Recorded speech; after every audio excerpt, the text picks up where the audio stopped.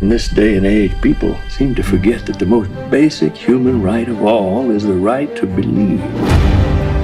Please don't breathe! Please don't breathe! No prayers, no moments of silence, nothing. Think of the other children out there who are subjected to their repressive belief system. If we sit by and do nothing, the pressure that we're feeling today will mean persecution tomorrow. We're at war. Hey everybody, welcome to What the Flick. I'm Matt Atchity. This is Ben Mankiewicz, Alonzo Duralde, and Christy Lemire. We have big news. God's not dead too. He's undead. He remains undead. Right. God's still not dead. I was hoping this would be a TOO title like Tyler Perry would do, but you know. Look who's not dead now. There you go. What's it about, Alonzo? Okay, so the first God's Not Dead was about a Christian college student who takes on a big bad atheist professor, and not only does he win the argument, but the professor gets hit by a car. So there.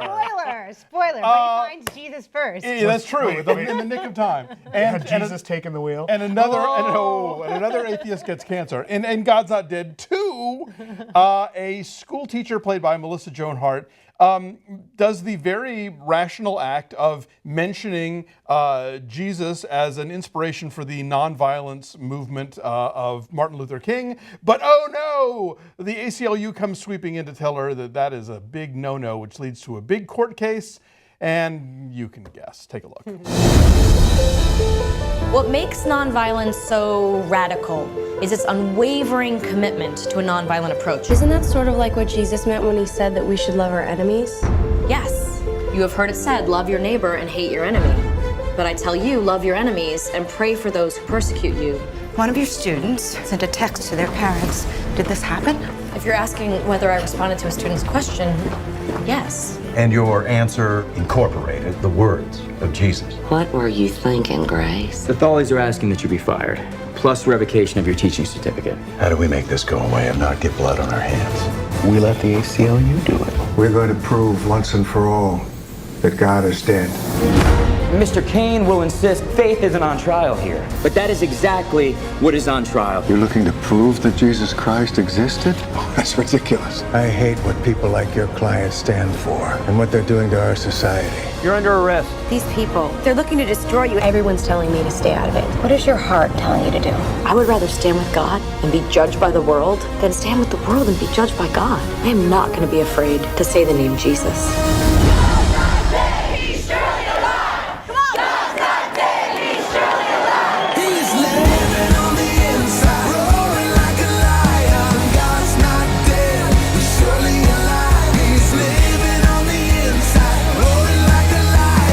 If we're going to insist that a Christian's right to believe is subordinate to all other rights, then it's not a right.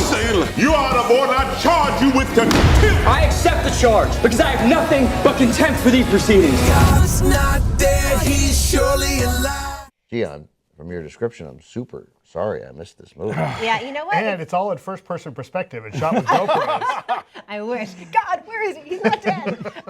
So this is actually vaguely better than the first one. Sure. In terms of production values, Yes. in terms of actual performances. Yes, there's a few. Dean Cain is not the highlight of the cast here. Yeah, sadly, Jesse Metcalfe is almost your highlight. Like, Melissa Joan Hart is pretty good in this. Ray Wise is great, but he's just, he has clearly been cast to be Satan in this movie. He's wearing a red tie. The day of the verdict, he's wearing a red tie. When he hands the parents the contract to sign, it's a red pen. Yeah, he did that web series where he played Satan. So I think he played Satan. I think on like a Fox show or something, he was Satan too. Like I'm forgetting the name of it. But anyway, yeah, he's the next best thing to Satan in the universe of these movies, which is a lawyer for the ACLU. But they don't call it the ACLU. It's just suggested. They right? reference the ACLU, and you think that's what it is. Yeah, they don't talk about that. Atheists.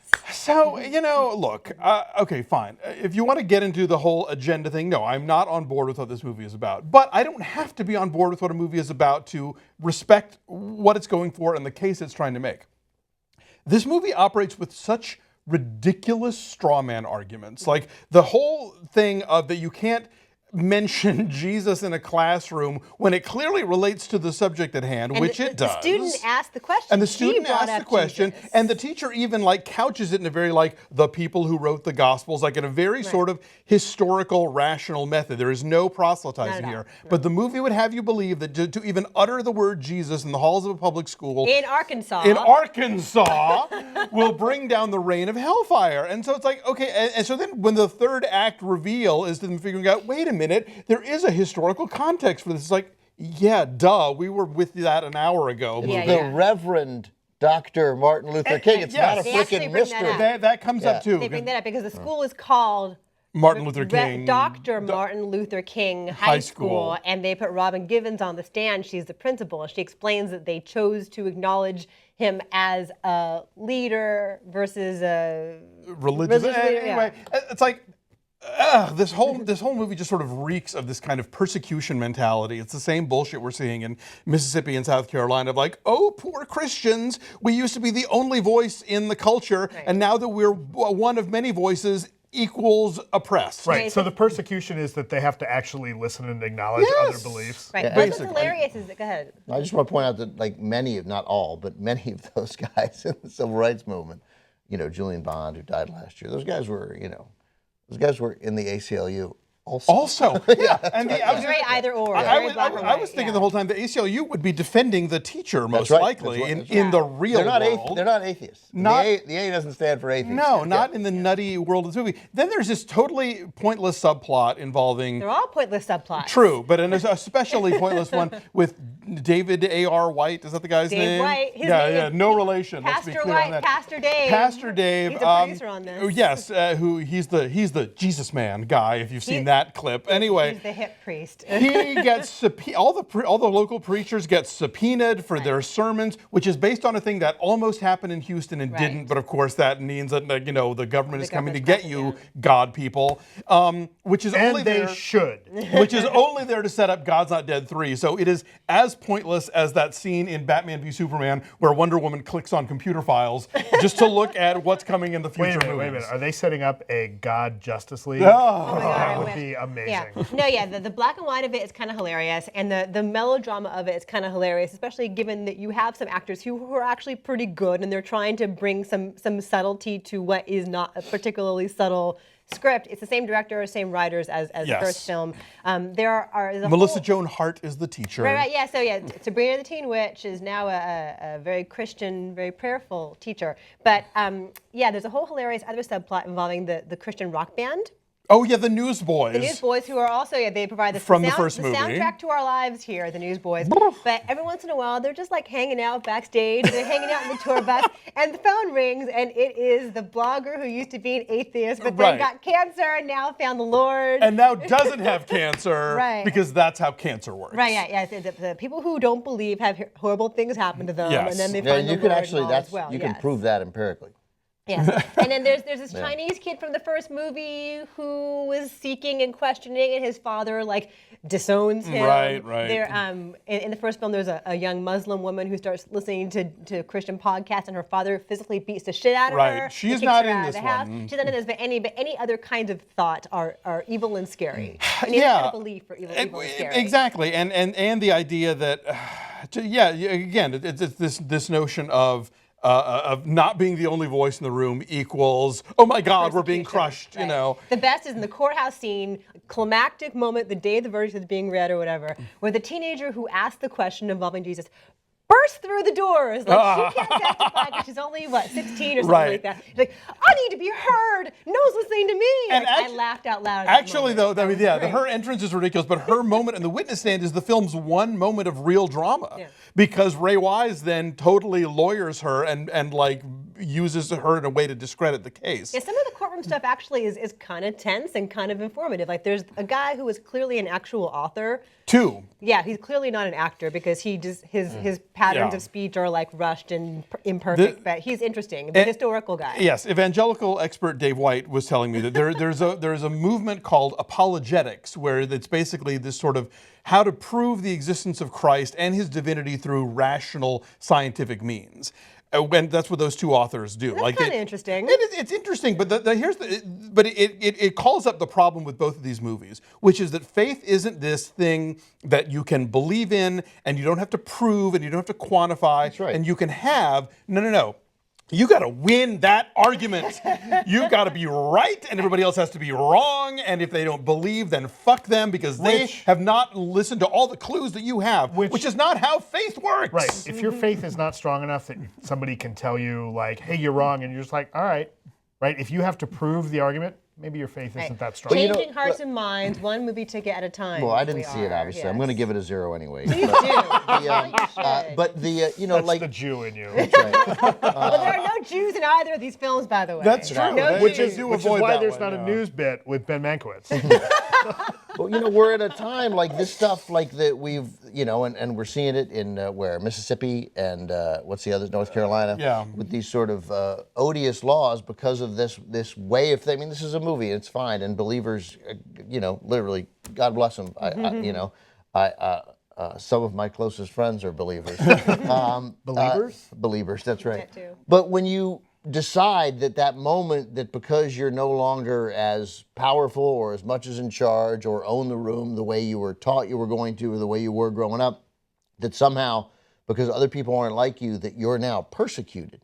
Like we've seen it again and again. We're seeing it with this nonsense conversation we have across America that I can't bake a cake for two gay guys. Right. Like, no one's asking anybody to bake a cake. Like it's not none of this is relevant, but we're having it like this manner of thinking that you're persecuted because you're a Christian is seeped its way into incredibly hurtful and relevant and important laws, embarrassing laws, archaic 19th century laws. And back in the day, it was used as an excuse for, That's right.